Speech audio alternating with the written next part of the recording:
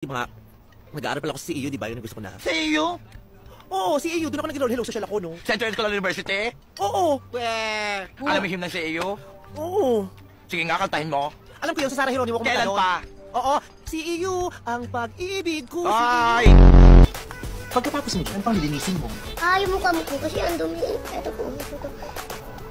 Alam ko po magkaibigan tayo. Kikis kita, kasi cute na kita ko sa'yo. Kit-kit mo, tuwa ko sa'yo. Gusto ko tang burutan ng ngipin ng unang anesthesia. Bakla. Nakikita niyo ba yung nakikita ko? Kitang-kita ko na.